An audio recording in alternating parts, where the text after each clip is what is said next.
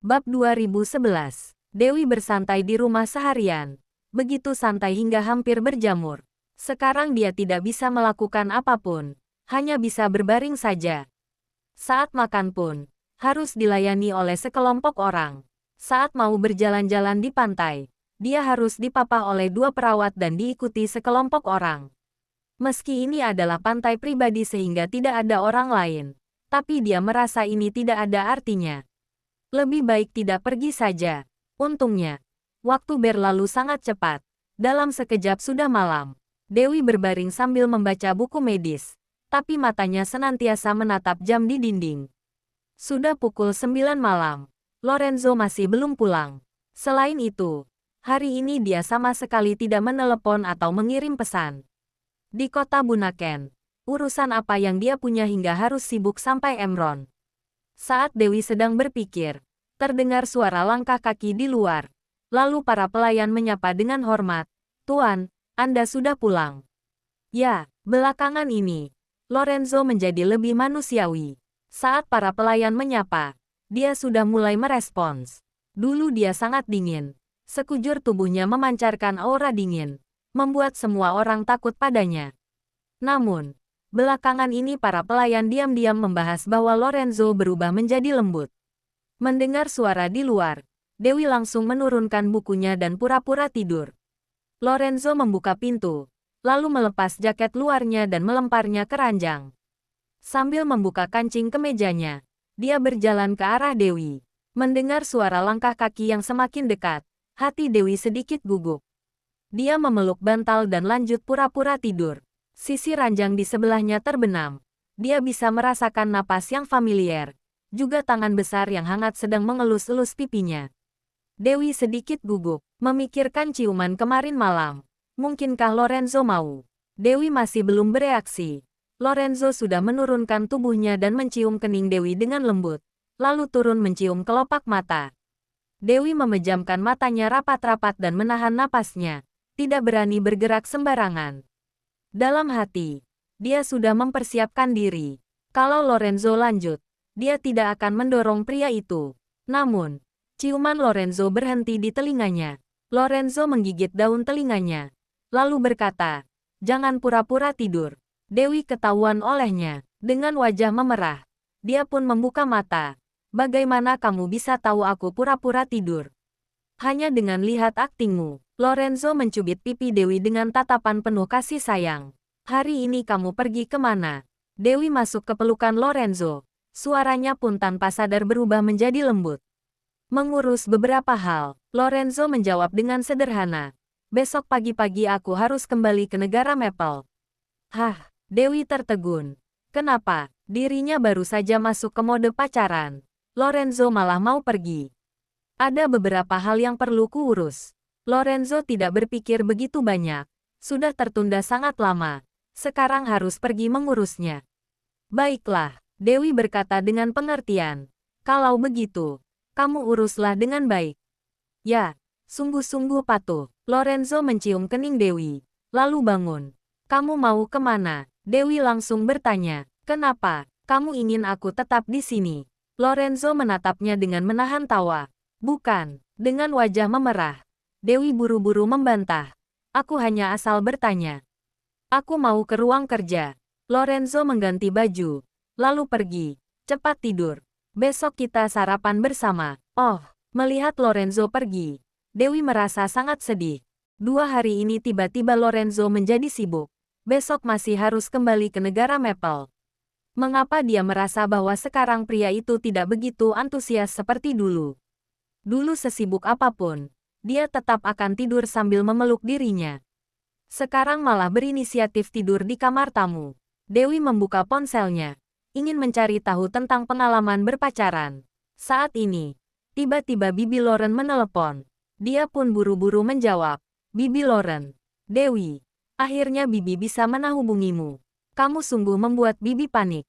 Lorenzo bilang dia sudah menyuruh orang untuk memberitahu kabarku pada Bibi. "Aku berpikir setelah kondisiku lebih baik, baru menelepon Bibi. Memang sudah diberi kabar, tapi setelah menghubungimu, Bibi baru tenang." Bibi Lauren berkata dengan panik, "Kamu tidak apa-apa kan?" Bagaimana perasaanmu? Apa operasinya berhasil? Bab 2012. Cukup berhasil. Kalau tidak, sekarang aku juga tidak bisa bertelepon dengan Bibi. Dewi tertawa. Apa di sana baik-baik saja? Aku lihat pesan yang Bibi kirim. Kondisi di panti asuhan sudah stabil. Lalu katanya Lesi juga sudah melewati masa kritis. Benar, Bibi Loren berkata. Hari itu Bibi meneleponmu dan mengirim pesan kepadamu untuk tidak pergi. Namun, kamu malah menghindari topik dan terus bertanya tentang masalah panti asuhan. Bibi pun merasa ada yang tidak beres. Kemudian, Bibi mendengar suara tembakan dan telepon terputus. Saat menelepon lagi, panggilan tidak terhubung. Bibi tahu pasti terjadi masalah. Saat itu, Bibi sangat panik. Sungguh ingin menghubungi Lorenzo untuk meminta menyelamatkanmu. Juga menyuruh Paman Yoshua untuk menghubungi polisi kota Bunaken. Tapi, Paman Yoshua mengingatkan Bibi bahwa kamu sangat cerdas dan selalu berhati-hati, tidak mungkin ditipu dengan mudah oleh Denny, kecuali kamu diancam olehnya. Selain panti asuhan, kamu masih ada kelemahan apa lagi? Kamu sangat jauh dengan Denny. Dia tidak bisa mengancammu dengan hal lain, kecuali dia memasang bom di panti asuhan. Jadi, kami berdua langsung memeriksa panti asuhan, menggali menemukan bom itu. Dengan begitu, kamu pun tidak akan bisa diancam oleh Denny. Bibi Loren menceritakan kejadian hari itu dengan sedikit emosional. Tapi, mereka menyembunyikannya dengan sangat baik. Kami tidak bisa membiarkanmu. Paman Yoshua pun menghubungi polisi dan melakukan pencarian bersama-sama. Beberapa lama kemudian, akhirnya berhasil ditemukan. Bibi segera meneleponmu, tapi tetap tak bisa dihubungi. Kemudian, pengawal keluarga Moore menelepon. Bibi sangat terkejut, juga cukup senang. Meski identitasmu terbongkar, tapi juga, masalah bisa diselesaikan. Saat ini Lesi sudah melewati masa krisis, hanya perlu diobservasi. Sekarang pihak kepolisian sangat memperhatikan panti asuhan, juga meningkatkan patroli. Kami sangat aman. Kamu tenang saja. Baguslah kalau baik-baik saja. Dewi mengerutkan keningnya. Denny kabur, tapi dia digigit oleh Rongrong. Dalam waktu dekat ini, seharusnya dia tidak bisa melakukan apa-apa. Tapi, kalau masih bisa bertahan hidup, dia pasti tidak akan melepaskanku. Sekarang aku dilindungi oleh keluarga Moore, maka dia tidak bisa mendekatiku. Takutnya dia akan mencelakai anak-anak di panti asuhan lagi. Melalui kejadian kali ini, kami sudah lebih waspada. Bibi Loren berkata, Paman Yoshua juga sudah menyewa beberapa pengawal. Setiap hari ada 2 shift, bergiliran melindungi anak-anak. Kamu tenang saja, ya, Dewi mengangguk. Setelah lukaku sembuh, aku akan pulang ke sana. Jika ada masalah, Bibi harus memberitahuku. Bibi tahu, Bibi Loren menjawab. Sekarang masih ada hal yang ingin Bibi rundingkan padamu. Katakanlah, sebelumnya, Bibi dan Paman Yoshua berpikir bahwa orang-orang organisasi Dark Knight tidak akan ikut campur dalam balas dendam antara Denny dan kamu. Bagaimanapun juga, ada Lorenzo yang melindungimu. Namun, melalui kejadian kali ini, kami menjadi tidak yakin bisa memasang bom di panti asuhan tanpa kami sadari. Ini pasti dilakukan oleh master level atas. Rekan Denny ini seharusnya berasal dari organisasi Dark Knight. Sekarang entah dia hanya punya satu rekan atau ada banyak. Intinya, masalah ini lebih merepotkan daripada yang kita bayangkan. Paman Yoshua ingin mencari cara untuk menghubungi Parker, pemimpin organisasi Dark Knight. Lihat apa bisa berunding dan minta mereka jangan ikut campur dalam masalah ini. Sepertinya ini cukup sulit, Dewi buru-buru berkata. Pemimpin organisasi Dark Knight sangat arogan, tidak pernah berinteraksi dengan dunia luar. Juga tidak ada orang yang menghubunginya. Meskipun berhasil menghubunginya, dia juga tidak mudah dibujuk. Lebih baik Paman Yoshua jangan buang-buang tenaga. Dicoba saja, Bibi Loren berkata. Dewi, operasimu berhasil. Ini adalah hal yang sangat menggembirakan. Sekarang kamu harus memulihkan kesehatanmu dengan baik. Setelah kamu sembuh, tidak akan ada orang yang bisa melukaimu. Aku tahu, Bibi Loren. Mengenai pernikahanmu dengan Lorenzo, kami tidak akan ikut campur. Tidak peduli keputusan apapun yang kamu buat, kami akan selalu mendukungmu. Kalau kamu sudah memutuskan, cukup beritahu kami saja. Ya, terima kasih. Bibi Loren. Bab 2013. Setelah mengakhiri panggilan, Dewi masih memikirkan perkataan Bibi Loren. Kalau organisasi Dark Knight membantu Denny balas dendam, dirinya sungguh tak akan bisa kabur. Organisasi Dark Knight memiliki kekuasaan yang sangat besar, tersebar di seluruh negara. Anggotanya juga tak terhitung jumlahnya. Rela mati demi organisasi itu. Setiap dari mereka adalah talenta hebat, memiliki berbagai macam keahlian. Menghadapi Denny seorang saja, Dewi sudah kesulitan. Kalau bertambah beberapa orang lagi, dia akan repot. Sudahlah jika dirinya sendiri yang kesulitan, tapi tidak boleh melibatkan Bibi Loren dan anak-anak di panti asuhan. Memikirkan hal ini, suasana hati Dewi pun menjadi muram. Beberapa hari ini hanya memikirkan persoalan asmara, lupa memikirkan hal sepenting ini. Dia harus cepat memulihkan kesehatannya, lalu kembali ke Swedoland. Malam ini Dewi tidur dengan tidak tenang, terus-menerus bermimpi buruk. Pagi-pagi saat bangun, dia sudah berkeringat. Di luar jendela, cahaya matahari masih belum terlalu terik, sepertinya belum pukul 7. Namun, dia sudah tidak bisa tidur lagi. Pagi ini Lorenzo mau pergi. Dewi pun mau menemaninya sarapan. Baru saja dia ingin turun dari ranjang. Terdengar suara Kelly dari luar. "Nona Dewi, apa sudah bangun?" "Sudah. Masuklah," jawab Dewi. Kelly membawa 2 pelayan wanita masuk, membantu Dewi mandi dan berpakaian, lalu memapahnya turun ke bawah untuk sarapan. Lorenzo sudah duduk di ruang makan, ada kopi hitam di depannya dan tangannya memegang koran. Namun, dia malah sedang menerima telepon menggunakan earphone Bluetooth, sambil menjawab dengan bahasa Emron. Dewi tidak mengerti, maka bertanya pada Kelly, apa yang dia katakan. Sepertinya itu telepon dari Presiden. Bertanya kapan Tuan kembali. Tuan bilang mau pergi ke negara Maple dulu. Kelly menerjemahkan dengan suara kecil. Dewi tidak bicara apa-apa. Tapi dia mengerti bahwa seharusnya kali ini Lorenzo menghadapi masalah besar. Saat Dewi masuk ke ruang makan, Lorenzo juga sudah selesai menelepon. Dia bangun dan menarik kursi untuk Dewi, lalu membuka serbet makan untuknya dan bertanya dengan lembut, "Apa malam ini tidurnya nyenyak?" "Lumayan." Dewi menyadari Lorenzo memegang paspornya. Mobil sudah siap di luar, dan bawahannya memasukkan koper ke mobil. Jelas dia bersiap untuk berangkat. "Mau makan apa?" Lorenzo tetap tenang, bahkan mengambilkan makanan untuk Dewi. "Apa kamu sudah mau berangkat?" Dewi sedikit tidak rela. "Tidak apa-apa. Aku temani kamu sarapan." Lorenzo mengambil segelas susu hangat untuk Dewi. "Saat aku tidak ada di rumah, kamu rawatlah kesehatanmu dengan baik. Setelah urusanku selesai, aku akan menjemputmu. Lalu kita sama-sama kembali ke negara Emron." Ya, Dewi berpikir seharusnya Lorenzo hanya sibuk beberapa hari, tidak akan terlalu lama. Jadi, dia berkata dengan pengertian, "Mereka sedang menunggumu. Kamu pergilah." "Kamu rela aku pergi?" Lorenzo mencubit pipi Dewi. "Kenapa tidak rela?" Dewi berkata, "Kamu bukan tak akan kembali lagi." "Benar juga." Lorenzo meletakkan alat makannya, lalu berdiri dan memakai jaket. "Kalau begitu, aku pergi dulu." Ya, Dewi menatapnya dengan tidak rela. Jasper datang untuk membawa paspor dan ponsel Lorenzo. Setelah berpamitan dengan Dewi, dia pun keluar. Kelly mau memapah Dewi, tapi dia malah bilang tidak perlu. Dia tidak suka perpisahan, maka biarkan Lorenzo pergi dengan tenang. Sebelum naik ke mobil, Lorenzo menoleh dan melihat Dewi lewat jendela. Dirinya masih mengira wanita itu akan keluar mengantarnya dan memberikan ciuman perpisahan. Tapi dia malah tidak berniat keluar. Lorenzo sedikit sedih. Dia pun naik ke mobil tanpa bicara apa-apa. Saat mobil melaju pergi, Lorenzo masih melihat kaca spion.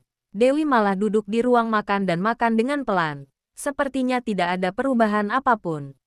Lorenzo sedikit tidak senang. Dia pun mendesah. Wanita yang tak berperasaan. Hahaha. Jasper tertawa keras. "Menurutku, Nona Dewi cukup tidak rela. Mungkin karena tidak ada pengalaman, maka cara mengungkapkannya berbeda." Lorenzo menghela napas dalam-dalam. Dia merasa Dewi lebih membutuhkan pengalaman berpacaran daripada dia. Wanita itu sama sekali tidak mahir dalam hal ini. Bab 2014. Mendengar suara mobil di luar. Akhirnya Dewi tidak tahan untuk berbalik badan dan melihat keluar. Sekarang kondisi lukanya masih parah. Lehernya tidak bisa bergerak terlalu banyak. Kalau mau menoleh, seluruh badannya harus berbalik dan gerakannya sangat lambat. Karena itu, dia tidak bisa melihat mobil Lorenzo. Saat dia menoleh, mobil sudah menghilang. Dia luar biasa sedih.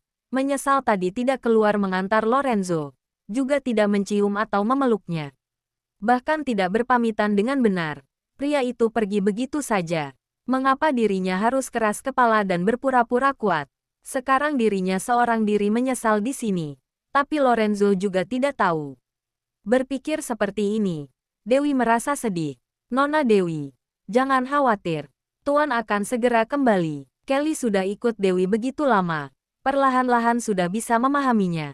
Sekali lihat, dia langsung tahu pemikiran Dewi. Aku tidak peduli kapan dia akan kembali. Dewi masih berpura-pura kuat. Dia tidak ada. Aku malah sangat senang. Nona tidak kangen Tuan? Kelly bertanya sambil tersenyum. Tidak. Dewi mengaduk-aduk buburnya dengan sendok. Semangkuk bubur itu diaduk olehnya hingga tumpah. Baiklah. Nona tidak kangen. Tuan sibuk dengan urusannya. Sedangkan kita merawat kesehatan dengan baik. Kelly menenangkan Dewi sambil tersenyum. Nona Dewi, coba pangsit ini. Sangat enak. Beberapa hari berikutnya, Dewi merawat kesehatannya dengan tenang. Dia ingin mengobati dirinya sendiri. Maka mencari alasan untuk menyuruh Karen dan timnya pergi. Biaya pengobatan tetap dibayar seperti biasa. Karen adalah dokter yang punya moral tinggi. Meski suka uang, tapi dia mau mendapatkannya dengan cara yang benar. Dia langsung memberitahu Jeff bahwa pembayaran hanya perlu dihitung sampai hari ini. Tidak perlu diberi lebih. Setelah memastikan maksud dari Dewi, Jeff pun langsung membayar seluruh biaya pengobatan ke Karen. Lalu mengutus orang untuk mengantar Karen dan timnya ke bandara. Setelah tim medis pergi, Dewi langsung menyuruh orang untuk menyiapkan ruang medis dan bahan-bahan obat. Dia mulai meracik obat dan mengobati dirinya sendiri. Selain mau kesehatannya cepat pulih, dia sungguh meracik obat yang bisa menumbuhkan rambut dengan cepat. Dia tidak mau terus botak seperti ini. Kelly berkata dengan antusias. Kalau resep obat ini dipatenkan dan dijual keluar, pasti akan langsung terkenal di seluruh dunia. Menjadi produk paling laris di pasaran. Bagaimanapun juga, orang zaman sekarang terlalu banyak menggunakan obat. Rambut rontok menjadi sangat parah. Penelitian ini benar-benar tepat waktu. Dewi tidak mau membesar-besarkannya. Bilang ini hanya sebuah resep yang sangat sederhana. Tidak mau sampai menjualnya ke pasaran. Biarkan saja beberapa orang botak. Maka bisa terlihat, mereka luar biasa cerdas. Kelly tertawa mendengarnya. Sambil mengatakan bahwa pemikiran Dewi sangat unik. Sungguh, berbeda dengan orang pada umumnya. Ini disebut jenius. Dewi tidak merespons. Sebenarnya dia hanya tidak mau membesar-besarkan hal ini. Apalagi saat ini, Danny dan organisasi Dark Knight sedang mengawasi dirinya. Dia mau memulihkan kesehatan dengan tenang dan jangan menonjolkan diri. Dengan kondisi seperti ini, 10 hari pun langsung berlalu dengan cepat. Luka Dewi sudah lumayan pulih, tapi sekarang dia masih tidak berani menggunakan obat penumbuh rambut. Tunggu lukanya sudah sepenuhnya pulih, baru digunakan. Kalau tidak, rambutnya akan pitak sebelah di bagian yang masih ada luka. Selama ikut Dewi, Kelly belajar banyak hal. Meski kemampuannya kurang baik dan daya tangkapnya lemah, tapi sekarang dia sudah bisa menjadi asisten Dewi.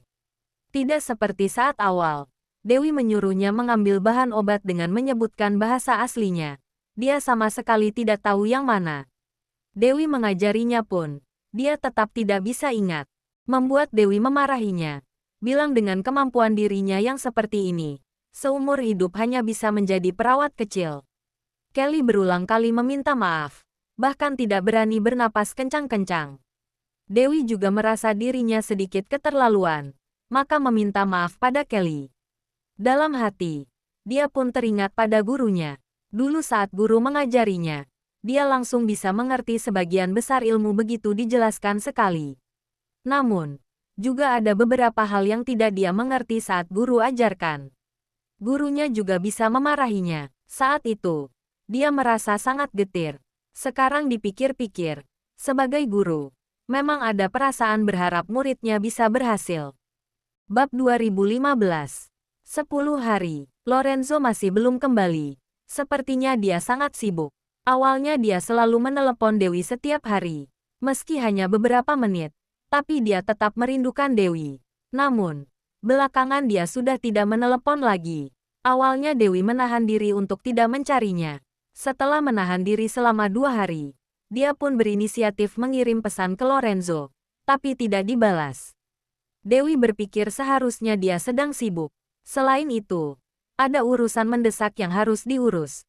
Maka bisa dimengerti kalau pria itu tidak membalas pesannya. Setelah urusannya selesai, Lorenzo pasti akan mencarinya.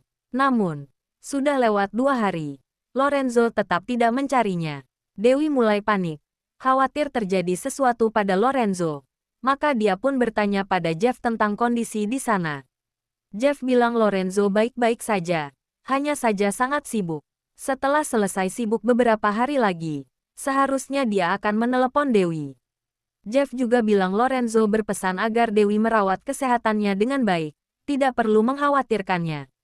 Mendengar hal ini, Dewi langsung emosi. Dia bisa berpesan pada Jeff. Artinya setiap hari dia berkomunikasi dengan Jeff. Berhubung bisa berkomunikasi dengan bawahannya, kenapa tidak bisa membalas pesannya? Jeff orang yang lamban, sama sekali tidak menyadari bahwa Dewi marah.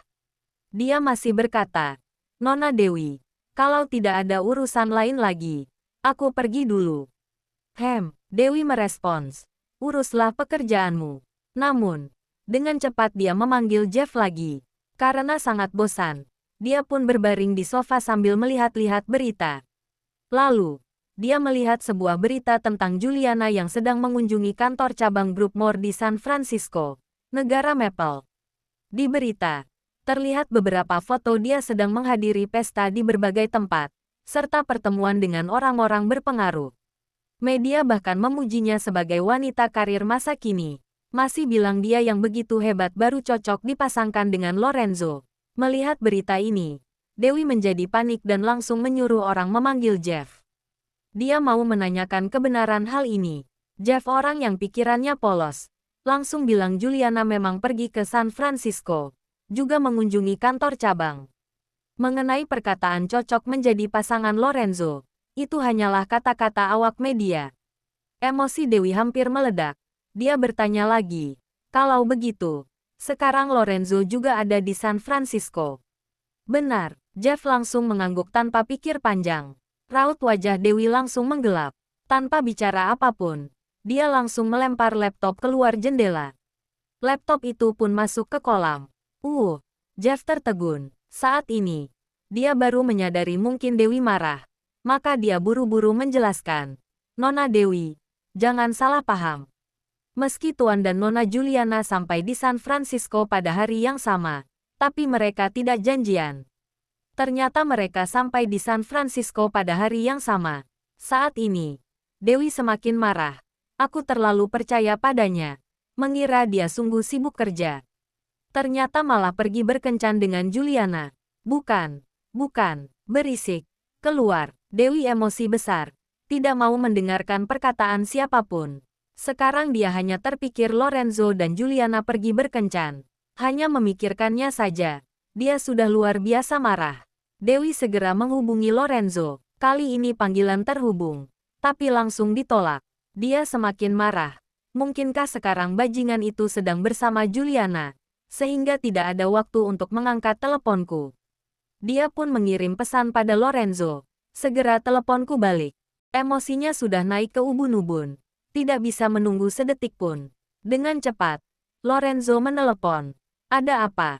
Apa terjadi sesuatu?" Nada bicara Lorenzo sangat panik mengira terjadi sesuatu pada Dewi.